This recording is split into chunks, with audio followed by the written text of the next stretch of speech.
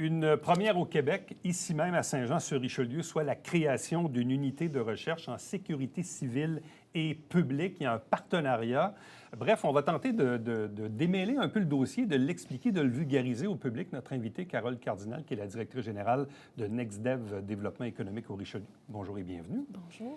Bon, on sait déjà depuis plusieurs années, depuis la renaissance d'ailleurs du Collège militaire, de la corporation, de cette idée d'avoir vraiment un volet axé sur la sécurité civile, d'avoir des entreprises dans la région qui sont axées sur la sécurité. Il y a eu la création d'InnoSécure également. Arrive cette nouvelle là, qui est parue tout juste un peu là, dans le temps des fêtes. Puis je voulais vraiment pas l'échapper parce que je trouve ça important de l'expliquer au public. Là, on dit 6 partenaires de recherche dans le Haut-Richelieu s'engagent pour la création d'une unité mixte de recherche en sécurité civile et publique. Bon. Oui. Qu'est-ce que c'est au juste? Bien, en fait, peut-être en revenir un petit pas en arrière, ce qu'on veut, c'est devenir leader au Québec, puis même à l'extérieur des frontières du Québec, sur la sécurité civile, publique, certains objets de défense. Puis le succès d'un leadership repose sur des entreprises dynamiques, repose sur de la recherche, une spécialisation et l'unité mixte de recherche. L'objectif, c'est que des chercheurs travaillent sur la thématique de la sécurité. Alors, il fallait mettre ensemble les composants de cette unité-là. Ça aurait pu s'appeler centre de recherche, ça aurait pu s'appeler autre chose, mais notre partenaire premier, l'Institut national de recherche scientifique, crée des unités mixtes de recherche et ils en ont 5 jusqu'à maintenant d'établis au Québec. Et la 6e, si elle voit le jour, parce qu'on est encore dans le si, serait celle dans la sécurité civile et publique. Ça, c'est ce qui nous amène ultimement vers la création d'une zone d'innovation? Exactement. C'est un des piliers essentiels, le secteur de la recherche, pour accéder à une désignation en sécurité civile et publique. Bon. Alors, ça, c'était le numéro 1. Il faut passer par là. Une zone d'innovation, pour que les gens comprennent bien, il y en existe quelques-unes au Québec. Je pense, exemple, comme en Mauricie, eux, c'est les batteries, bon, d'autres secteurs. Qu'est-ce que c'est quoi le... Qu'est-ce que ça vient changer dans une région, le fait que le gouvernement accrédite là, une zone d'innovation? Oui. Bien, c'est sûr qu'il y a de l'investissement privé qui vient avec ça. Il y a de l'investissement public aussi qui est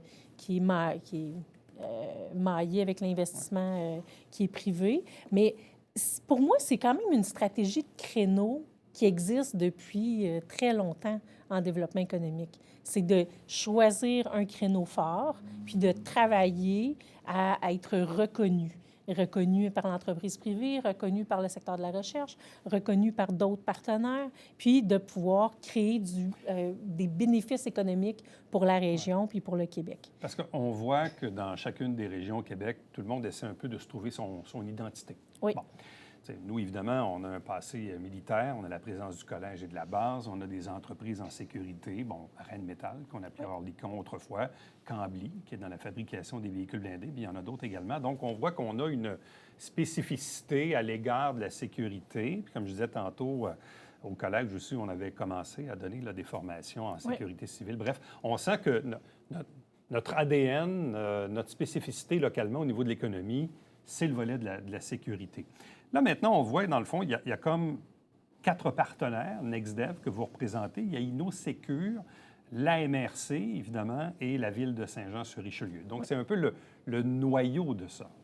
Oui, donc vraiment, depuis le début, le projet de zone, mais le projet de tout projet de créneau économique, ça doit partir de l'institution de développement économique, des élus qui disent, bien, on reconnaît qu'on a cette spécificité-là et on veut investir pour l'approfondir encore plus, pour en faire notre marque de commerce, si je peux dire. Et c'est le choix que la région a fait depuis déjà quelques années. Ce que ça vient changer, d'annoncer que des partenaires universitaires s'ajoutent à ces partenaires publics-là, universitaires et collégiaux. Donc, c'est de dire, nous aussi, on y croit. On croit que c'est assez unique. On croit que on peut avoir une valeur ajoutée. Et donc, c'est le pas qu'a fait l'INRS, qui était déjà partenaire avec nous depuis un bout, l'École de technologie supérieure, donc qui forme, entre autres, des ingénieurs, donc un volet très pratique à ce créneau-là, mais aussi le Collège militaire dans sa fonction autant universitaire que collégiale, le Cégep de Saint-Jean, assurément, le Centre RISC, qui est un centre collégial spécialisé en sécurité, et aussi le groupe CTT, qui travaille des textiles techniques qui sont bien utilisés dans des solutions qui peuvent intervenir dans le cas des changements climatiques. Parce que ça, c'est quelque chose d'important à nommer qui a été modifié dans les derniers, en tout cas, accentué dans les derniers mois, c'est qu'on parle de sécurité civile et publique, mais dans un contexte où il y a des changements climatiques qui surviennent. Alors, on doit trouver des réponses, on peut retarder les changements climatiques. Nous, notre position, c'est de dire, bien, on peut mieux prévenir, intervenir et rétablir la situation avec ce qu'on a chez nos entreprises en sécurité. Bon, parce que là, vous avez fait état, dans le fond, des 6 principaux partenaires. Oui. On dit, lorsqu'elle verra le jour, l'UMR, donc ça, c'est l'unité mixte de recherche, Exact. aura pour mandat de réaliser de la recherche de haut niveau en réponse aux besoins industriels et de former du personnel dans le domaine de la sécurité civile et publique en offrant un corridor de formation jusqu'aux études supérieures. Donc, dans le fond, ces partenaires-là, ils vont se réunir occasionnellement, ils vont établir un plan de match qui va viser à tendre vers ce volet de la sécurité publique? Oui, donc on a créé un comité de pilotage et aussi un comité scientifique. Ouais. Donc, dans un comité scientifique, les chercheurs travaillent à définir les thématiques de recherche selon leur champ d'expertise qui pourrait être sur lequel ils pourraient contribuer en temps et en recherche. Et le comité de pilotage, bien, c'est de voir comment on peut faire voir le jour financièrement, techniquement, à cette unité mixte-là. Et peut-être pour rajouter un degré de complexité, l'UMR, c'est une des entités qui peut créer une valeur ajoutée, mais d'autres peuvent venir s'établir dans un centre de recherche plus large qui comprendrait l'UMR, mais qui pourrait comprendre des entreprises qui sont sur le début de la commercialisation, d'autres organismes qui viennent s'y établir, puis qui viennent interagir les unes avec les autres.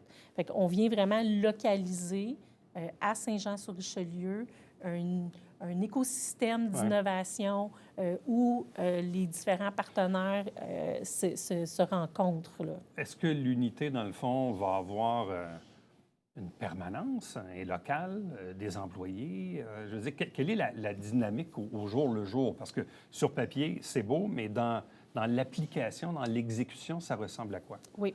Donc là, je vais faire, je vais quand même mentionner, l'unité mixte de recherche, c'est l'INRS qui en est le leader. Donc, il y a plein de subtilités qu'ils comprennent, eux. Mais ce que je peux vous dire, c'est que oui, il y a des profs qui sont existants, qui sont déjà attitrés à faire cheminer le projet d'unité mixte de recherche. Et dans la demande qui sera faite auprès du gouvernement, il y a aussi des demandes pour avoir des nouveaux professeurs qui vont travailler sur cette thématique-là.